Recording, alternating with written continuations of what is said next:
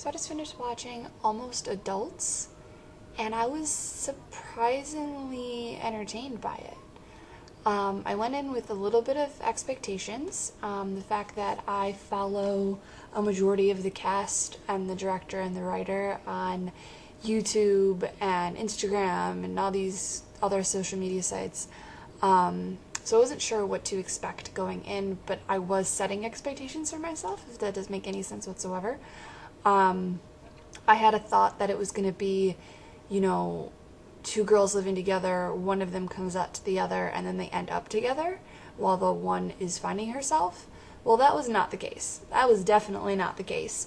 It was more or less a story of friendship, which was kind of, again, surprising for me. Not that I have to watch something with a love story on it, because there was definitely kind of a love story in it, but the fact that it was, like I said, a story of friendship, it was very good. It really was. It's on Netflix. That's how I watched it. So if you have Netflix, you should watch it. I think you can also buy it on YouTube. I could be wrong. I was actually very surprised when I found it on Netflix, and I was like, oh, I can watch this now. I'm a little behind on the game of watching that, though, as I believe you could originally watch it on Netflix or on YouTube. So anyway, as a little side note of, saying that this was a good movie, about an hour 40 minutes or so, had a good soundtrack. Like I said, the story was pretty good, and the characters were relatively relatable. Oh, one thing that did kind of bother me, in the fact of perhaps it's just the writing, perhaps, whatever the case is, I'm not a big fan of using the F word. And it didn't obviously turn me off in the fact of not liking this movie, but it just almost didn't seem right, personally, from the characters. Instead of saying, F that or whatever, maybe screw that, or put a different phrasing in there. I know that was probably the point on the writer's side, of maybe even the actor's side, to give some improv on it, but there were certain points that I thought it just didn't, that it worked, and then other times that it didn't work. But that's just me seeing it from the outside and not really, I guess, knowing anything other than enjoying the movie itself. But aside from that, for real, it was good. I did have a moment, multiple moments actually, throughout the entire movie of, oh my gosh, this looks so clean. And I know that sounds really weird, because I like to watch, so if I watch like a video on YouTube, or I watch like a video that someone creates, I see how crisp and clear the picture is, because, I want to do this.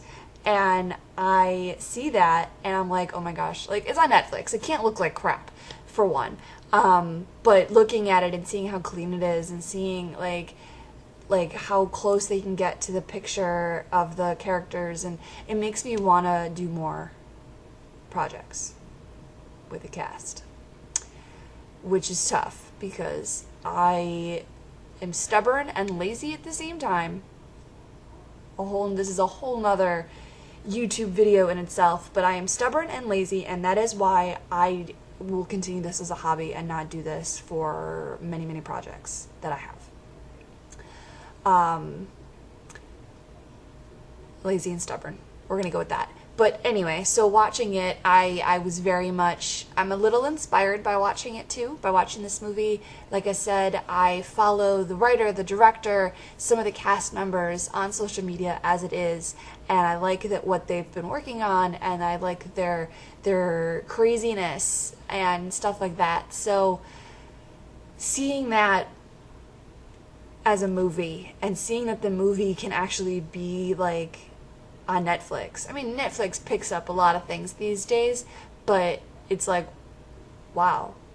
I know, okay, I guess this doesn't, it's not like I know these people personally, but it's their social media, and they've been in this actor's realm, or this acting realm, for a while, and then all of a sudden they're like, hey, we're gonna write a movie, and they write a movie, and then they produce the movie and direct the movie, and I don't know if they actually edited the movie. I didn't watch through all the credits. I'm sorry.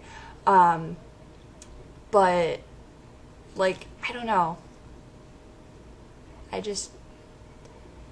it's inspiring me in a certain point to make stuff, to make shorts and movies and clips and all sorts of things. So enough about me, back on the movie.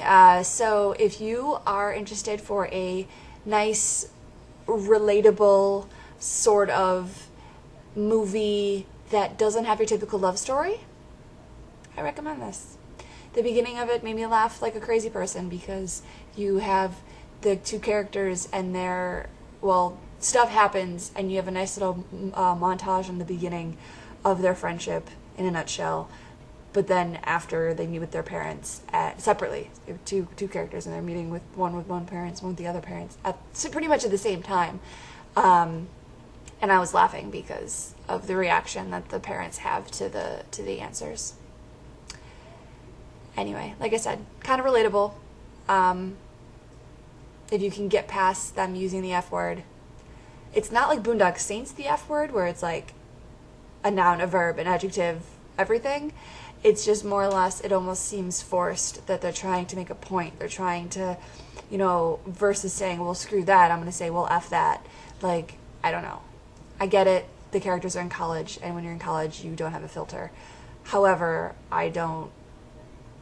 that's the one thing I didn't like about this movie. It just didn't seem right to me, listening to the dialogue.